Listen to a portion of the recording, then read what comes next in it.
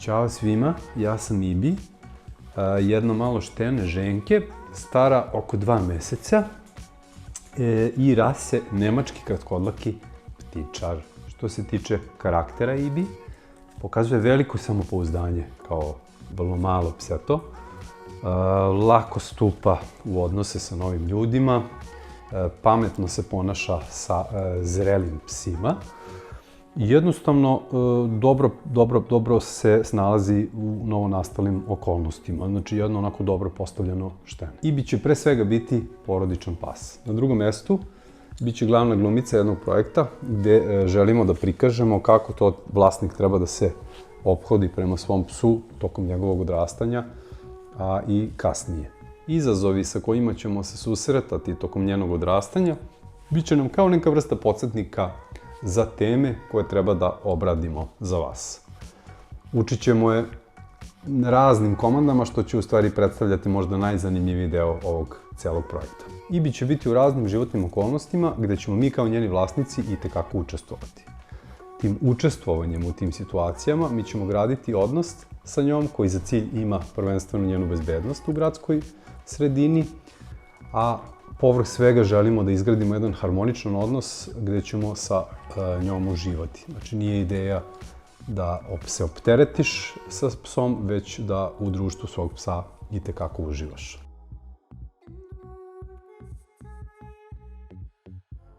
U tvom stanu ili kući štene će se igrati, spavati i vršiti nuždu. Najveći izazov u početku jeste održavanje higijene zbog stalnog vršenja nužde šteneta.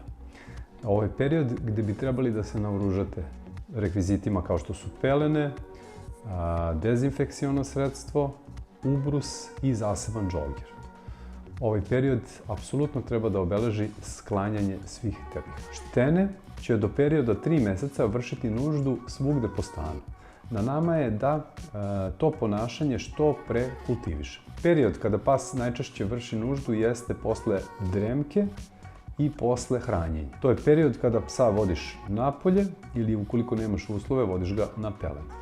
Moj predlog je da psa vodite napolje ukoliko imate uslove za to.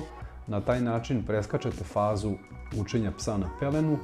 Ta faza se itekako može odužiti. U velikom broju slučajeva štene će ipak izvršiti nuždu u vašem stanu. Ideja je da to mesto što pre očistimo, dezinfikujemo kako bi uklonili miris koji ga ne bi ponovo nagonio da vrši nuždu na tom mestu.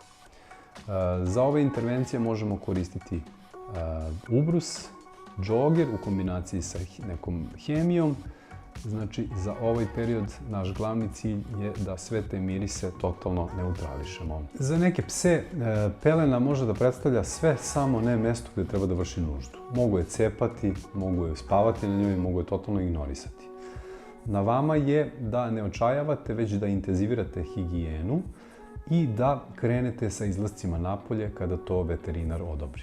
Kada se pas probudio ili klopao, vodite ga napolje i po početku vršenja nužde možete da počnete verbalno da ga hvalite, bez nagrađivanja poslasticama.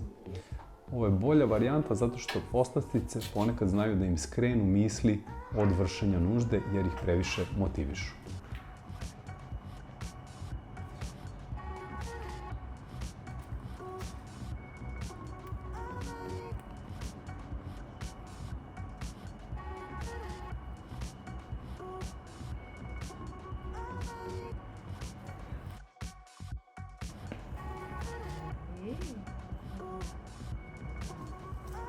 Kada učimo psa da vrši nuždu na pelenu, sačekamo da pogreši, to jest da krene da vrši nuždu na pogrešnom mestu. Istovremeno izgovaramo frazu ne tu i nosimo ga na pelenu. Čim po postavci na pelenu vraćamo se nežnoj energiji gde mu objašnjavamo da je to mesto gde treba da vrši nuždu. Ovo ne treba da bude ljutit proces, znači nismo ljuti na štene, ne treba da bude kaznena mera za štene, njemu je već dovoljno neprijatno što ga nosate u periodu kada bi on nešto drugo radio. Zašto ne bi trebali da budemo ljuti u ovom procesu? Zato što pas može da se uplaši i da počne da krije mesto gde će vršiti nuždu. Mnogo puta će vam se desiti da u procesu učenja psa da vrši nuždu napolju Vi izađete napolje, ostanete duži vremenski period, a pas ipak sačeka da se vrati u stan kako bi izvršio nuždu. Ovo je iz razloga što psi dok su mladi instinktivno vraćaju sve svoje tragove i mirise u jazbinu zbog zaštite od predatora. Kako se ovo otklanja? Ukoliko po izlasku sat vremena za vas ništa nije uradilo, vreme je da produžite izlazak.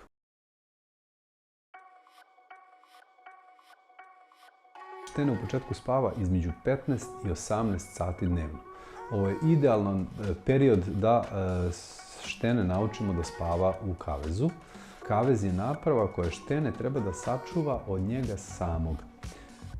Štene može napraviti veliku materijalnu štetu i može se povrediti ukoliko ga ne postavite u kavez.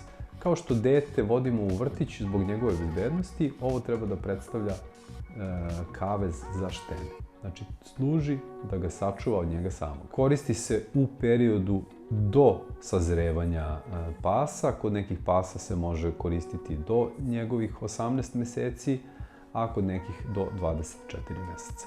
Kasnije se može apsolutno izbaciti iz upotrebe. Postepenim navikavanjem štene na kavez dobijamo razne mogućnosti. Ne moramo imati stalni nadzor nad našim psom. Zatim, naš pas će biti spreman za boravak u nekom hotelu ili pansionu i proces učenja, vršenja nužde na pravo mesto se drastično ubrzava. Generalno, štene nema ništa protiv samog kaveza. Štene bojkotuje samoću koju mu stavljanje u kavez najavljuje. Štene će tražiti dlaku u jajetu kako bi nas uverilo da kavez nije pravo mesto za njegov boravak.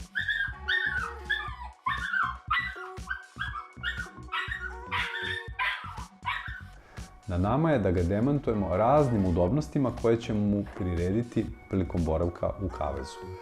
Ovo podrazumeva postavku nekog jastučeta, neke ponjavice, kao i stalna higijena ovih rekvizita.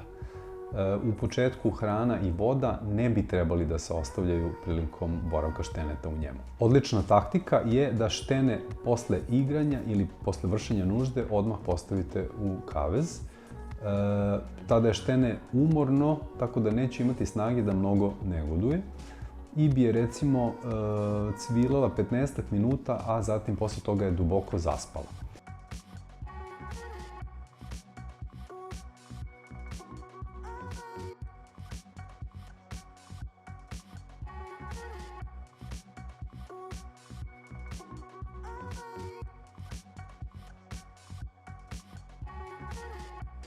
Posle spavanja štene odmah vodimo napolje kako bi vršilo nuždu. Ovde kavez igra veliku ulogu zato što pas ne želi da vrši nuždu na mestu gde odmara. U velikom broju slučajeva pas će cvileti kako bi dalo znak da je vreme za izlazak napolje. Kada pas prihvati kavez kao dnevnu rutinu, vrlo brzo će se desiti da čak i samostalno ode i uđe u njega. To znači da je štene prihvatilo kavez kao svoju sigurnu zonu. Kada se ovo dogodi, veliki deo posla je već urađen. Idealna pozicija kaveza za noć je pored vašeg kreveta gde spavate. Na ovaj način štene će biti uskraćeno za dodir, ali ne i za vaše prisustvo. Ipak štenetu će biti mnogo lakše što može da vas vidi u toku noći. Ukoliko zacvili, vodimo ga na pelenu ili napolje da vrši nuždu. Ukoliko cvili, a da nije fiziološka potreba, možemo ga ućutkati zvukom.